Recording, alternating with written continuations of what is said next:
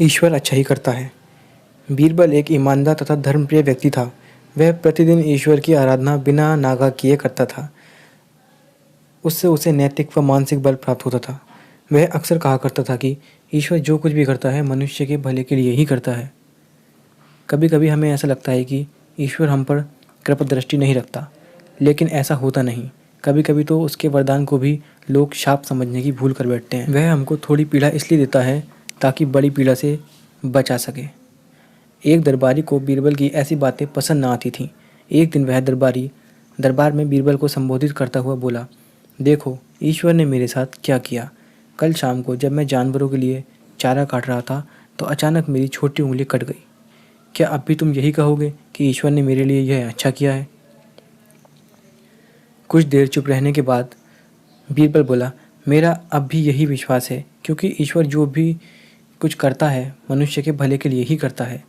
यह सुनकर वह दरबारी नाराज़ हो गया कि मेरी तो उंगली कट गई और बीरबल को उसमें भी अच्छाई नज़र आ रही है। मेरी पीड़ा तो जैसे कुछ भी नहीं। कुछ अन्य दरबारियों ने भी उसके सुर में सुर मिलाया।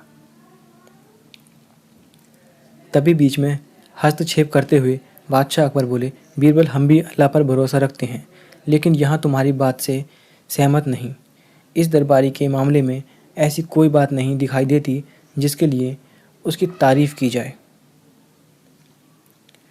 बीरबल मुस्कुराता हुआ बोला, ठीक है जहाँपनाह, समय ही बताएगा। अब तो 3 महीने बीत चुके थे। वह दरबारी जिसकी उंगली कट गई थी घने जंगल में शिकार खेलने निकला हुआ था।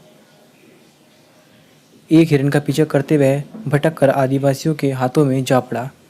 वे आदिवासी अपने देवता को प्रसन्न करने के लिए मानव बलि में विश्वास रखते थे, अतः वे उस दरबारी को पकड़कर मंदिर में ले गए बलि चढ़ाने के लिए। लेकिन जब पुजारी ने उसके शरीर का निरीक्षण किया तो हाथ की एक उंगली कम पाई। नहीं, इस आदमी की बलि नहीं दी जा सकती, मंदिर का पुजारी बोला। यदि 9 उंगलियों वाले इस आदमी को बलि चढ़ा दिया गया तो हमारे देवता बजाय प्रसन्न होने के क्रोधित हो जाएंगे। अधूरी बलि उन्हें पसंद नहीं। हमें महामारियों, बाढ़ या सूखे का प्रकोप झेलना पड़ सकता है, इसलिए इसे छोड़ देना ही ठीक होगा। और उस दरबारी को मुक्त कर दिया गया। अगले दिन वह दरबारी दरबार में बीरबल के पास आकर रोने लगा। तभी बादशाह भी दरबार में आ पहुँचे और उस दरबारी को बीरबल के सामने रोता देखकर हैरान रह गए। तुम्हें क्या हुआ, रो क्यों रहे हो? अकबर ने सवाल किया। जवाब में उस दरबारी ने अपनी आप बीती विस्तार से कह सुनाई। वह बोला, अब मुझे विश्वास हो गया है कि ईश्वर जो कुछ भी करता है मनुष्य के भले के लिए ही करता है।